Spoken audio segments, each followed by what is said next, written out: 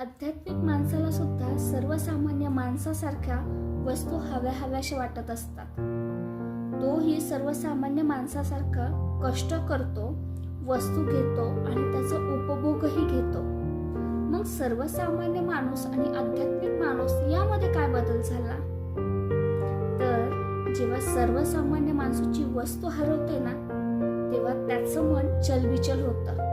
त्याचं मन सतत त्या वस्तूजवळ जातं. कुणी घेतली असेल ती वस्तू, कुणाकडे असेल.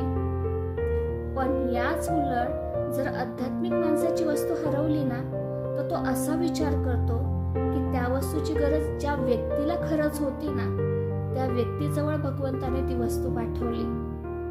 तो वस्तूचा उपभोग घेतो, पण त्याचं मन मात्र त्याच्यात अडकत नाही. हीच तर खरी गंमत आहे ना. माणसाने वस्तूचा उपभोग घेतला पाहिजे, पण त्यात अडकला नाही पाहिजे.